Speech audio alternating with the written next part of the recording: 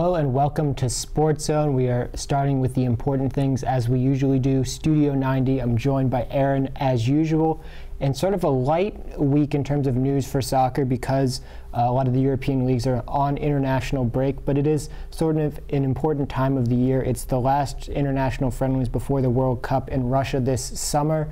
There were some marquee friendlies that were played, Germany playing Spain, Portugal playing Egypt, France also a favorite was in action against Colombia. So Aaron, on the balance of some of these favorites that we saw in action over the past week, what are some of the major takeaways about some of those favorites going into Russia? One of the major takeaways I took was France, and they're a team that everybody always mentions is one of the best teams in the world because they have so many talented players. But they've never really been able to put it together and win an international trophy in the past decade or so. And I think that definitely showed in their friendly versus Colombia when they lost.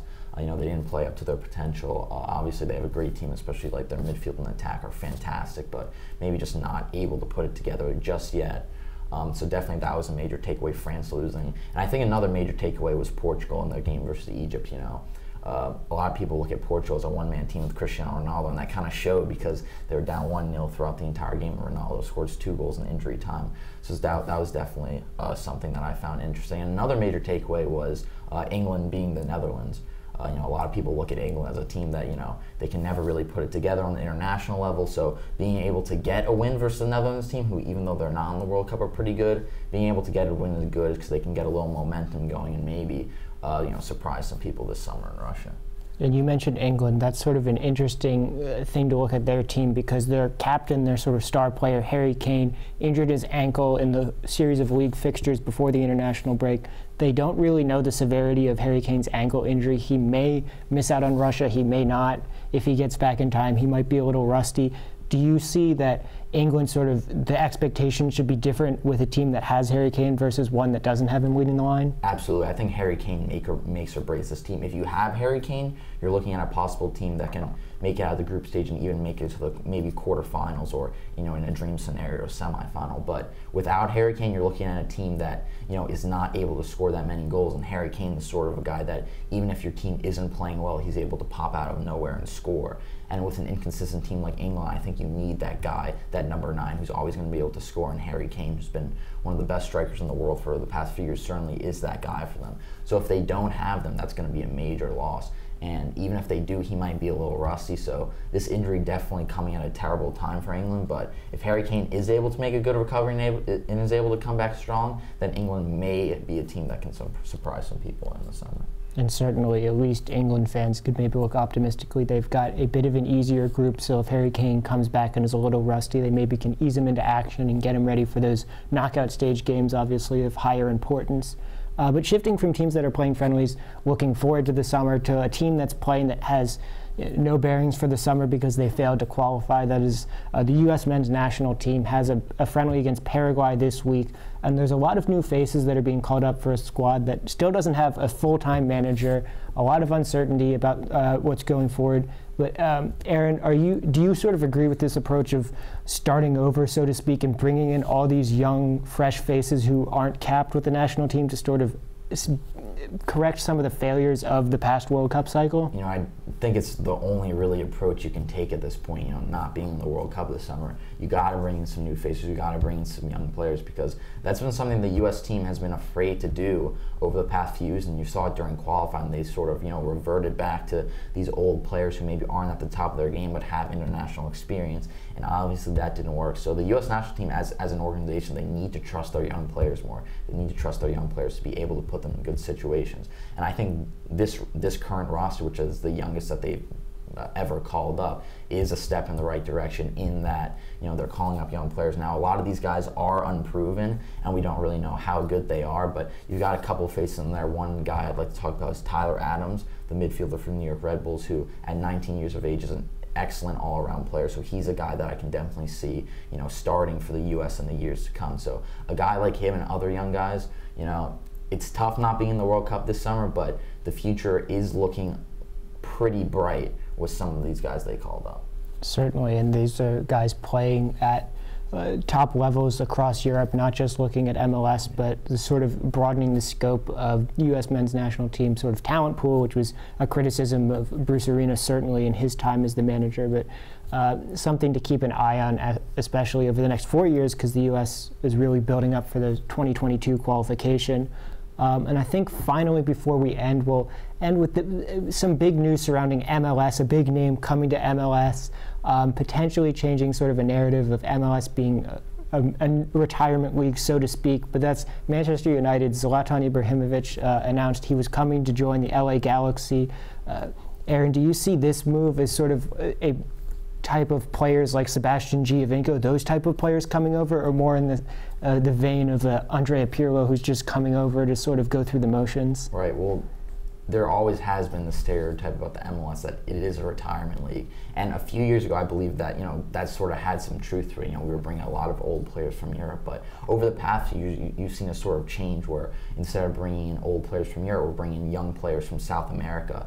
And that has definitely improved the quality of the league and changed it. But I think when you look at Zlatan, you're looking at a different animal, because this is a guy who has succeeded in every single league he's been out the world. He's been in France, in Italy, in Spain, in England, and he's pretty much succeeded everywhere he's gone. I definitely think he still has a chip on his shoulder, and this is a guy who, I think he's still got a lot left in the tank. So I expect Zlatan Ibrahimovic to be good in MLS. I expect him to score a lot of goals.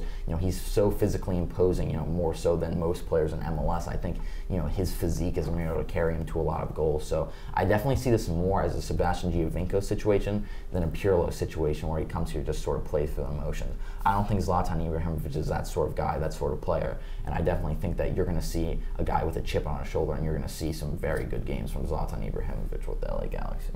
And do you think this will be good in terms of sort of the visibility and maybe credibility of the league? Because a guy like Zlatan, very outspoken, a lot of eyeballs. Do you think that in the long term will be good for MLS? Well, I definitely think it will be. I think when you look at not just MLS, all American sports league, it's always easy to able to market those big personality guys, those guys who they can grab the attention of the fans, and Zlatan Ibrahimovic certainly is that guy. So while I still do believe that MLS need to bring in those young players from South America and Europe instead of the old players, I think with Zlatan Ibrahimovic you got a different situation in the fact that he's such a global name that he could definitely bring some people to MLS, and maybe even after he's gone, people might still be watching after he leaves. Certainly, LA daring to Zlatan, and we'll see how that works out for them. We'll keep an eye on sort of the league fixtures, which should pick up when we resume our coverage next week. That's all the time we have for this edition of Studio 90, but stick around for more SportsZone after this.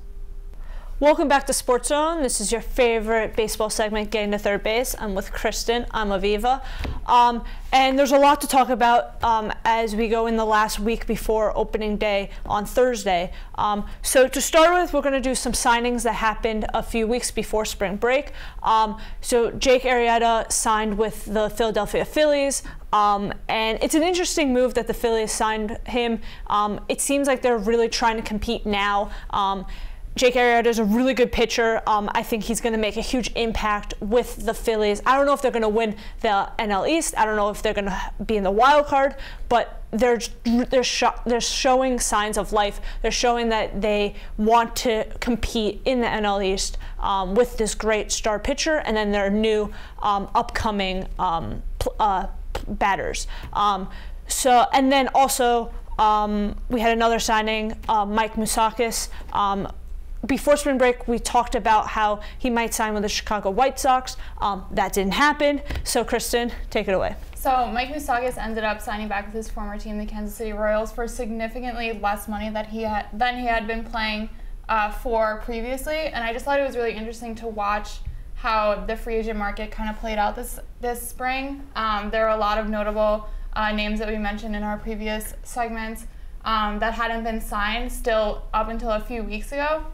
And it was really interesting because obviously Moustakas wanted to go for more money. That's why he was testing the free agent waters, and nobody really was willing to dish out that much money to pay him more than he had been making. So he ended up having to take a pretty significant pay cut to be back with the Royals. So I thought it was just really interesting to see, because you never know what can happen with the free agents, and it was very interesting to see how that worked out for him. Yeah, it's going to be interesting to see what impact he makes on the Kansas City Royals after knowing that he got much less than what he wanted. To switch gears a little bit, we're going to talk about some injuries that has happened this spring training. There have been two notable players who got injured. Greg Bird, for first baseman for the New York Yankees, he has been dealing with some right foot problems. He's going to see a doctor tomorrow in New York to see what's happening. And this is a blow for the Yankees, who know that they want big bats in their lineup, and it's their first baseman who they hopefully wanted someone to be really good. And then the other injury was Justin Turner for the LA Dodgers. He got hit in the wrist during spring training. He has a fractured wrist. Good news, he's not going to have surgery, but it's going to be like a week or two until he plays baseball again, and then it doesn't seem like he's going to play until late April, early May. So I think that's going to be a huge blow for the LA Dodgers, especially since Turner has been really good for the LA Dodgers for the past few years, and he's a big bat in the lineup. And then two people who have been dealing with injuries in the offseason is Daniel Murphy and Michael Conforto. So Kristen, talk about those. So Daniel Murphy of the Washington Nationals, we've seen that he has obviously made a huge impact since coming there. He came from the Mets, and he had that one really stellar postseason with the Mets. But before that, he really wasn't that great. But ever since he joined the Nationals, he has been great. He's been one of their big offensive powers. And I think that even though they're predicting that he's only going to be out for the first month of the season, I still think that that short amount of time does make a big impact on the season. It's the first month you want to come out and make a statement. So I think the Nationals are definitely going to be feeling the effects of not having Daniel Murphy in there. That being said, if it is only a month and he comes back the second month of the season and he really turns it on like he has been doing since he started playing with them, I do think that it won't set them back that much. So we'll have to see how that impacts the team as a whole. And then Michael Conforto of the New York Mets is going to be starting the season on the disabled list, which is really disappointing for a lot of Mets fans because we thought that he would be ready in time for opening day. Unfortunately, that's not the case. He played one spring training game a few days ago. He went 1 for 4, I believe. He did pretty well. But the team just doesn't want to rush him back and risk injuring him further. So Juan Lagares is going to be starting on opening day, which I think is really good for him because he is a very underrated player, and I think he brings the defense for sure. Mm-hmm. He's a great outfielder, and he will do okay batting as well. So I think it's a great opportunity for him to really come out strong and show what he can do. Yeah, and one other note on Daniel Murphy, I read today that they don't want him to play baseball until he's 100%. Right. They don't want to rush into it because they know how important he is. So if he has to stay out until the end of May, then they will keep him out until he is 100%. And then one last thing, in the Mets spring training, we saw that Zach Wheeler is not going to be in the starting rotation. So Kristen, what happened there? So I think a lot of stuff is going down at Mets camp this spring, and it's pretty hardcore down there. They announced that Zach Wheeler is going to be headed to AAA, which I think a lot of people were surprised at. Not because he had a good spring. He really didn't have a great spring at all. But I think Mets fans are really used to their management and their coaches just kind of going with what everyone thinks that they'll do. And in the past, we probably would have expected to see Zach Wheeler on the rotation for opening day, not to start opening day, but in the rotation on the roster. Mm-hmm. But this new management that they have in is really not taking any chances with that kind of stuff. They're really all about whoever performs in the spring is going to play in April, and I think it's really important that they're doing that, and it's really going to make an impact. So I think that even Steven Matz should be a little bit worried. He has a start today in spring training, and I think that if he doesn't do well, he could also be sent to AAA. Mm-hmm. And Rob Gazelman has had a decent spring, and he could even be on that 5-man rotation. So I really think that if Steven Matz wants to be in the roster going forward, mm-hmm. that he really needs to step it up today, because we saw what happened with Zach Wheeler and he got sent down. So I think it's going to be really interesting to see going forward how Wheeler performs in AAA, because he was really disappointed to not get the roster spot, and we'll have to see how he's going to do there. Yeah, so a lot has happened in the offseason, a lot has happened in spring training. Opening day is this Thursday, which is really exciting, and we'll see what happens in 2018. So this has been Getting to Third Base, and stay tuned for more SportsZone after this. Hello and welcome back to SportsZone. This is our still unnamed college basketball segment. I'm joined by Justin, and March Madness is sort of in full effect now. We have 2 of our 4 spots in the Final Four have been punched, Loyola Chicago and Michigan, both sort of, I guess, surprising teams, that are in the Final Four. Later today, Villanova, Texas A&M, Kansas, and Duke will fight for the right to fill out the other Final Four spots. But I guess before we talk about sort of those more specifics, I'll just generally, going into the tournament, Justin, there was sort of the belief that this would be one of the more unpredictable tournaments given the nature of where parity is in college basketball, a lack of real dominant teams in the regular season. Do you think the tournament was sort of a reflection of that or met expectations in that regard? Yeah, absolutely met expectations, because I think if you followed college basketball even a little bit, you saw like the AP poll top 10 were changing like pretty much every other day, every other week. UNC, who's usually a powerhouse, got beat by like 20 by UNC Greensboro at home early in the season. Virginia should have lost to like a Louisville team, but they randomly came back by some terrible plays. The season was really all over the place. There was really no dominant team. I think everybody thought, Virginia was probably the closest we were going to get to dominant. There were some fool's goals in there with Arizona winning the Pac-12 title in a dominant fashion the way they did, but there was no clear-cut dominant team. There was no Kentucky Anthony Davis freshman superstar-laden team, but there was also no like old school Tyler Hansbrough, Ty Lawson, where everything just clicking right for a team, going in like this is the #1 team in the country. There was none of that, and it kind of played out in the tournament clearly the way Virginia lost to UMBC in the first round. So. Yeah, as you mentioned, UMBC, the first ever 16 seed to beat a 1 seed. I think that'll probably be the lasting legacy of this tournament, regardless of who wins it or anything else that happens. Sort of might be a where were you when that happened type moment when we look back. But that certainly hasn't been the only upset.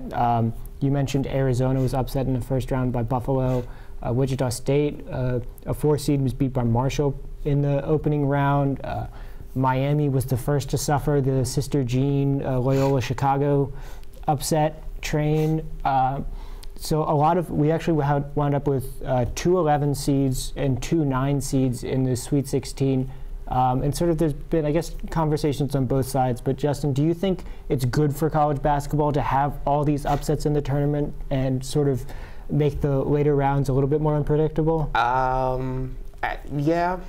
think it's good because it gives the whole point of Cinderella and stuff like that. I do think you wouldn't want like a dominant team. Like I always want somebody to root for. I mean, Duke is usually always that, but sometimes you do want like the dominant team. Like I thought Michigan State going into the year would be the dominant team because they returned Miles Bridges and they have Jaren Jackson, and they pretty much returning 3 other starters, and they have 2 top draft picks. I thought they were going to be the dominant team that everybody either is rallying around because everybody's like they're going to be so great or going to be dominant. But with having parity is nice because you get all these really close, exciting games. But I'm not sure revenue-wise if that's what the NCAA is looking for in terms of parity, because the schools generating money, like Loyola Chicago, is making significantly less money than say Duke winning. So I don't know. And then you also had Syracuse get in the tournament where Middle Tennessee State didn't. So I don't know how much parity is going into play with there, because Middle Tennessee State really only had 1 bad loss all year, and Duke was pretty bad during the regular season. So. Yeah, as you mentioned, a lot of sort of conversation around that is some people sort of saying, oh, the teams that were under the FBI probe, like Louisville, Oklahoma State, or USC, got a raw deal, but then you have teams like Middle Tennessee State, St. Mary's also, who were big snubs, and teams like Syracuse, Oklahoma, and even Texas that maybe shouldn't, if we look at it objectively, shouldn't have been in the tournament. some teams fared better than others. Syracuse obviously making a run to the Sweet 16. But I feel like every year there's going to be those conversations about teams that were left in and teams that were left out. Shifting gears a little bit in terms of the 6 teams that are left now, I guess we'll sort of shift the conversation to the team that sort of has the best chance to lift the trophy in San Antonio in 2 weeks. Justin, do you think there's a team sort of that jumps off the page as the best team left in the tournament? I mean, the best team on paper is clearly Villanova. They have Jalen Brunson, Michael Bridges. They're pretty deep. They go about 8 or 9 deep. Most experience, probably the National Player of the Year in Jalen Brunson. They did it 2 years ago with the Stunner. They're returning a good amount of that core back. They're the favorites. They have the most experience, best coach, I think, left outside of Coach K. So if there was a favorite, it's them. But this tournament, anything can happen. So. And I guess sort of finally, what has your sort of assessment been of the tournament? We talked about unpredictability. We talked about all these upsets, this, that, or the other. But sort of, what has your personal take been with this 2018 NCAA tournament so far? Probably more crazy because it's not so much the way the upsets have been. It's the way it is the upsets, but the way the outcome of the upsets have occurred. Like Arizona, UNC, Virginia, all got destroyed. It wasn't like they lost by 5 or a buzzer beater. They lost by 20, 18, or they came back and made it like a 10-point game, but it was clearly out of hand throughout most of the game, and it was just like those points you chalk up. Like, they got dominated. Most of those early games, those early losses, like the UNC loss, were all beatdowns. So it's more interesting to see what may have caused that, because I'm happy we had the Cinderella. I'm just surprised like how bad these teams that I thought were so dominant or at least should have been competitive just didn't fare well at all in the tournament. And I wonder if that's just the way the AAU system set up, college basketball set up. I don't know, maybe it's the half system. I think women's basketball does a better job of having quarters. I think they play the system a lot better. Jay Billis says that like women's basketball is just better structured overall than men's. Maybe that's something to look into, but it's just surprising how like bad some of these games have been where you're expecting it to either be close or completely turn like a 180. So. Yeah, some of those things you mentioned will be interesting to see what they do going forward. At least in the NIT, they are experimenting with 4 quarters and sort of implementing some rules going forward. But we'll see. It'd be interesting to see sort of what the lasting effect of this tournament and all the unexpected results that we've seen, what they will mean going forward. But that's all the time we have for this college basketball segment. We'll check in next time to see how teams fared in the Final Four and who ultimately was crowned champion. But stick around for more SportsZone after this. And welcome back to SportsZone. This is our NBA segment, Throwing It Up. I'm joined here by Justin. So there's been a lot of NBA news the past couple of weeks. We were off for spring break. We'll start off by talking about some major injuries that have happened in the league. The two of the marquee stars, both Steph Curry and Kyrie Irving, are injured. Justin, when you look at these 2 injuries, which player do you think is more important to the team, and which injury do you think will affect their team going into the playoffs? Definitely the Kyrie injury, mostly because Kyrie's has been the offense for Boston. They struggle without him. They're also missing Marcus Smart, Jaylen Brown, Al Horford's in and out due to his age from time to time. Just in the playoffs, I don't think they'll be able to win a first-round series, especially if they go up against, say, Philly or Indiana without Kyrie being close to 100% because he does so much for them and he needs to do so much for them. Curry's injury is pretty significant. I don't know how much time he missed. He'll be reevaluated in 3 weeks, which means he can come back in 3 weeks or maybe a little longer. But if Durant's healthy, Thompson's healthy, Draymond, they could at least win a first-round series without him. I have no qualms or worries about that. Deeper into the playoffs, if they go up against Portland or an Oklahoma City team without Curry, yeah. But I think he'll be back before then. But definitely the Kyrie injury moving forward into the playoffs is the biggest one because they're just so vulnerable without him. Yeah, obviously two very significant injuries, but Golden State Warriors already have so much superstar firepower. The Celtics rely so much on Kyrie Irving on the offensive end, so that will definitely be interesting to see how those two players recover and how they're looking going into the playoffs. But another superstar that has garnered attention over the past week is Kawhi Leonard. His injury has been very mysterious this year. We didn't know if he was going to come back, not going to come back. Apparently, there was a players-only meeting where they were pretty much begging Kawhi Leonard to come back. So, Justin, this is a very un-Spurs-like situation. Usually the Spurs, they know what they're doing. They have everything under control. But this Kawhi injury has gone out of control for them. So, what do you make of this whole Kawhi Leonard situation and whether he should come back or not? I don't know. It's really weird because the reason he hasn't come back is he hasn't been cleared by his own personal doctors. But the Spurs say he's been cleared by them since December. So somebody's either diagnosing him completely wrong or he's just in an incredible amount of pain. I'm sure there's some truth in between there. I'm sure it has to do with a pain threshold, and I'm sure the diagnoses are somewhat skewed. But it's weird mostly because the summer is a summer where he's going to go into his final year of his contract. He can get the supermax of 210 or so plus million. And I think the question is, are you the Spurs? Are you going to offer him that? Because he's clearly worth it.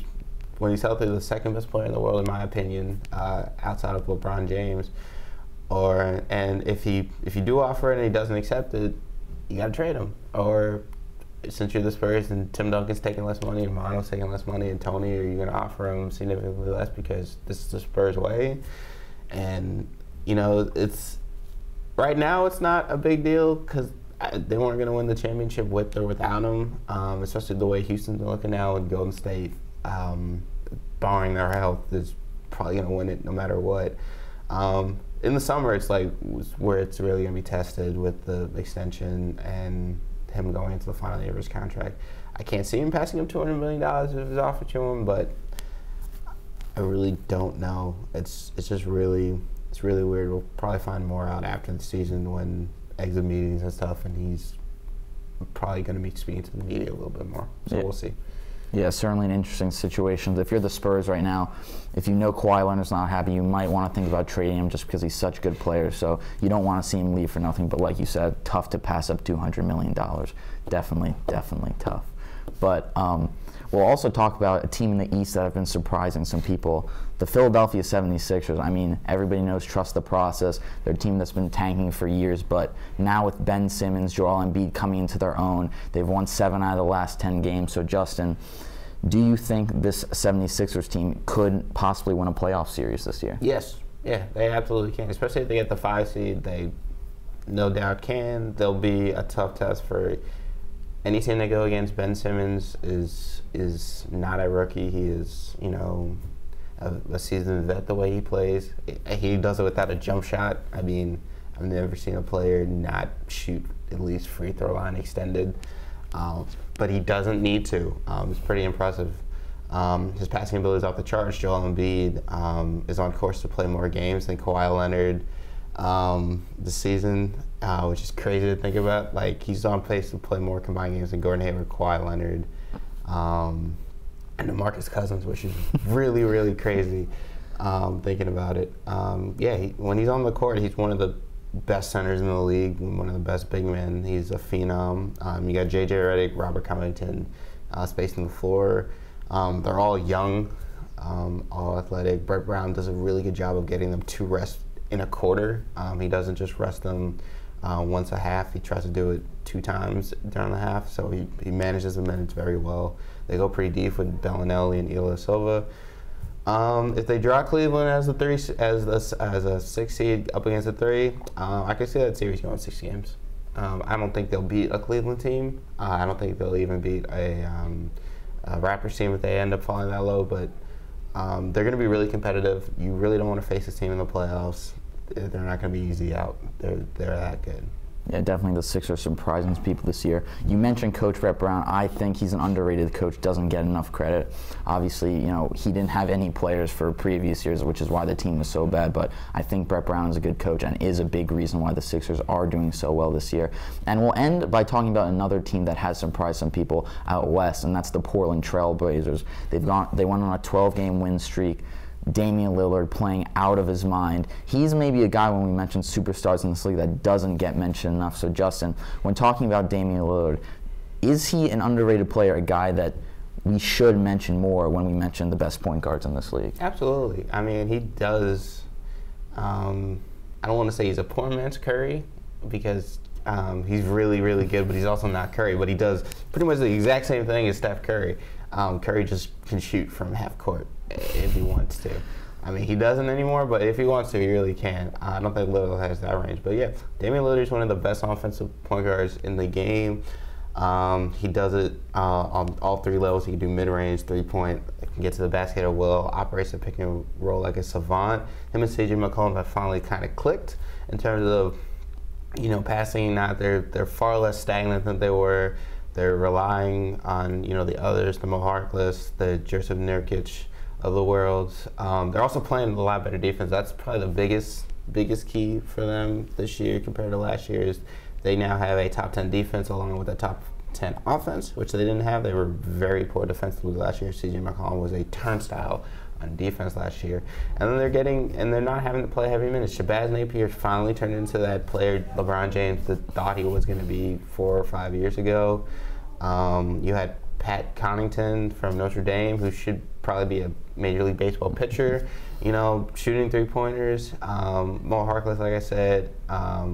Ed Davis is a quality backup big. They can just go 9 or 10 deep, and Coach Terry Stotts is just really managing the minutes well and got them playing really well on both sides of the ball, which has been a key to their success. Yeah, definitely this Blazers team, a team that could surprise people in the playoff. They got a great team, and of course Damian Lillard playing out of his mind, unbelievable player, superstar point guard, and don't sleep on his rap game. He's also a pretty good rapper. He's pretty good. Absolutely. Pretty good in 2K. But that's all we have for this edition of Throwing It Up, and more SportsZone after this. Welcome back to SportsZone. This is your favorite segment, Thumbs, where we talk about the good, the bad, the ugly in the world of sports and the world at large. I'm going to start. I'm going to give a thumbs up to the AU women's basketball. They played UCLA a week or so in the NCAA tournament. They lost, but they had a great fight. I'm going to give a thumbs up, I guess. Me, Kristen, and one of our friends, we're going to the Knicks game tonight, so that's going to be really fun. We'll see if they win or lose, but it'll be fun to go to the Capital One Arena. Thumbs up that baseball's starting on Thursday, which is really exciting. Now that me, David, and Kristen don't have to ramble about spring training stuff and try to make things up. So this is going to be exciting. Yeah, I think that's it. Yeah, and here's Aaron. Alrighty, so I'll also start off by throwing a thumbs up to the AU women's basketball team. Finally, one of our teams actually doing well. I watched some of the game. They played very well, kept it close for the first half, but UCLA pulling away in the second half. But still a great effort by the AU women's basketball team, and hopefully maybe the men's team can follow suit in the future in making the tournament. But regardless, thumbs up to them. And thumbs up to the Portland Trailblazers, who a lot of people, kind of wrote off, and then Damian Lillard just said no. And he's a guy who I think nobody really talks about when they talk about superstars in this league, but I mean, probably because he plays in Portland, but he's just done so well this year. He's so great to watch. So I'll throw a thumbs up to the Trailblazers and Damian Lillard. I'll also throw a thumbs up to Donovan Mitchell of the Utah Jazz, who is just a beast, and who, even though I like Frank Ntilikina, the Knicks should have drafted at 8th overall, because he is just an absolute beast. He's crazy. I'll throw a thumbs down to my favorite team, Manchester United. Over spring break, I went to the Manchester United-Sevilla match, and that did not end well because Manchester United were terrible. They played with no heart. Mourinho got the tactics wrong. Everything was awful. I kind of know how Vince feels now being an Arsenal fan, but maybe not quite as bad. But yeah, that was a bad performance by Man United. So yeah, I'll throw it over to Kristen. All right, I'll give a thumbs up to the Knicks. I'm excited to go to the game tonight. I'll give a thumbs up to opening day. We are 4 days away from opening day. I'm going home later this week to go to the Mets game, so I'm excited about that. I'm going to give a thumbs down to Zach Wheeler. He really did not have a good spring at all. He didn't make the rotation. I kind of feel bad for him because I guess he's trying his best, but it's just not working out for him. It hasn't been working for the last few years for him. He's had some injuries he's never been able to really come back from. So I do feel bad for him, but thumbs down that he didn't have a great spring. I'll give a thumbs up to Steven Matz. I feel like his spot in the rotation is really hanging in the balance today, and it's all going to depend on how he pitches today, this afternoon. So I hope that he does well. I have confidence in him that he will do well and get a roster spot, so we'll have to see what happens. And that's all the thumbs that I have today. Here's Justin. I think I'm rolling on this. It's okay. Okay, hi everybody. Thumbs up to the AU women's basketball team. They put up a good fight against UCLA, who was the top 9 team in the country. Tough break, but it was a pretty intense game. Thumbs up to them. They had a fantastic season. Thumbs up to the college basketball. It's been a wild tournament. UMBC, Loyola Chicago, Marshall, Syracuse. It's been a really fun, exciting tournament. A lot of terrible games with a lot of good upsets. So hopefully Loyola can make it to the championship game and play Duke, and then I could really hate Duke this year because I really hate Duke. Thumbs up to LeBron for just being a god with the basketball. That dunk on Portland like a week ago was crazy. I don't know how you do that at 33 years old, but I digress. And then thumbs up to baseball being back. That's always good. I hear the Yankees are supposed to be good this year, so I may tune in from time to time a little bit more. Maybe check that Gamecast a little more often. Maybe hear some Michael K. radio shows. Probably not, but we'll see. And then last thing, not sports related, but thumbs up to the Women's March, the March for Our Lives march yesterday in DC and around the country. It was really cool. Got to go with my dad and my brother. It's really intense. Speakers were fantastic. Everybody was great. It sounds like there's really going to be a lot of change.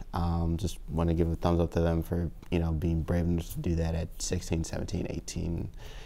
Years old, and even like a couple of 11 and 9-year-olds doing that, so that was really cool. So I'm gonna pass it over to Vince to close it out.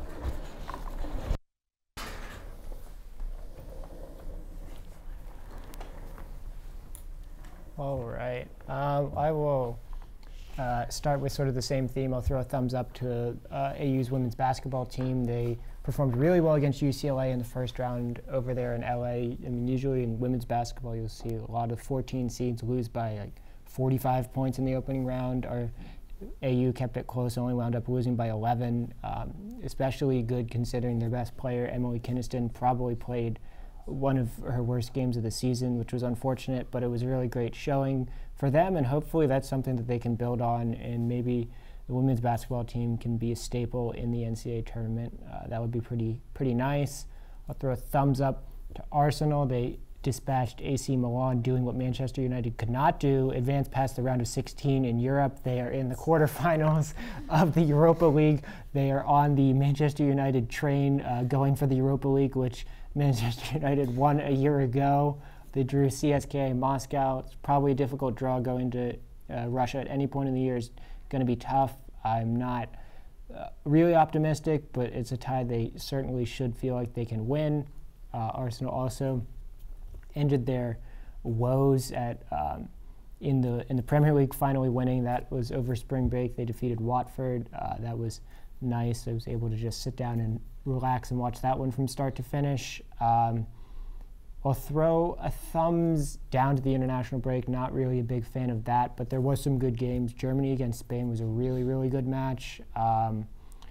Thomas Muller's, I think, one of the most underrated players in the world. He's really, really talented, and he could be a reason why Germany could repeat as World Cup champions. Love some Thomas Muller. I will, what else? Thumbs up to UMBC. Defeating UVA always is a good thing. Defeating them in the way that they did with all the historic backdrop, also really cool. Also, their star player, Jarius Lyles, started his career at VCU, then transferred after he didn't get enough playing time, went to UMBC, and was sort of the hero of their triumph in the first round. It's always nice to see even former Rams doing well in their other collegiate ventures. I'll throw a thumbs down to Arizona because they duped me into thinking that they had enough talent to get to the championship game. They did not have enough talent to beat Buffalo, so that was unfortunate.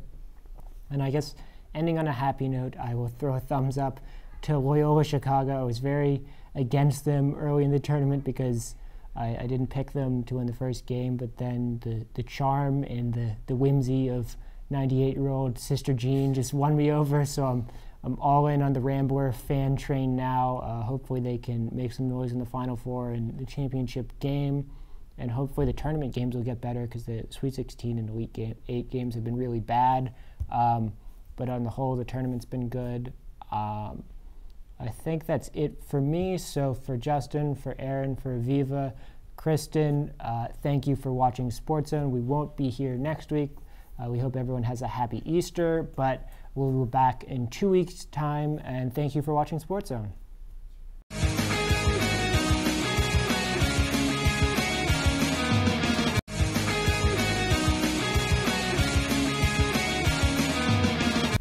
Hey, what's up? No, probably not. Because I probably wouldn't be able to play at 3 and then like at 6 again. So I'm just gonna like rest until 6. Everyone got in the playoffs. We lost in the first round of the playoffs, 13-2. Holy shit! To who? I think we lost to Pike again. Oh, nice. It's just they weren't even good, but we were just terrible. That's funny. Because, just like the one guy in his team's like, you know what, I'm good enough to dribble everybody. And I'm like, you're our center back. Don't do that. Oh my God. There's always that one kid. Justin, can you just move a little closer to Aaron? That's good. I don't like Aaron. He's sick. I mean, I'm sick. I actually am sick. I've been sick this entire weekend. I mean, I've been sick too. So like, you should feel honored that I'm here right now. I do, thank you. Yeah. I'm probably the only person who should be allowed Aaron. Dude, I'm still. I was that sick, but then we got back at it though. Then we were good. Throw up on stage. Yeah. You're a trooper. Wow. It was a tactical yak. Yeah, absolutely. And he's gonna go play soccer tonight in the cold. Yeah. He's a smart kid. He's our kid. I TDR for breakfast. We're good. That's We're good. even worse. Not only that, They have French toast or pancakes. They were okay. No, because the only reason I go to TDR breakfast is for the potatoes. Because the little hash brown. Yeah, because that's the only good thing at TDR. The breakfast French potatoes. toasts are pretty good. And guess what? I went. They were out, and I was there for like a half an hour, and they didn't have any more. So then I had to go to the grill, and I had like a burger and fries for breakfast at like 11 a.m. Then see, when I used to go to TDR for breakfast, I would go for the French toast and the bacon. I don't think the bacon's good. Not the turkey bacon, but the The actual, I don't know. The only thing good at TDR, nothing's good at TDR. TDR's trash. God. You need to get it out. You know what I love about TDR? I love about TDR when like at like the main rush dinner time, they're like out of food. Like they're out of the main meal. Like how are you out of the main meal already? I haven't been to TDR since second semester junior year. I'm there every night, man. Okay, we're ready. You need to get off campus apartment and start cooking, man. Yeah, I'm going off campus next year, so that's the plan. I need to find an internship for the summer. Good luck with that.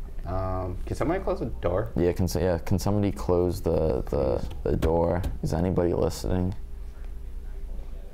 Vince. Can somebody please close the door? Oh, he's going. I don't want to sound like a the door. The door. The lid. The lid. The door. The door. The door. The door. The door. The door. Door.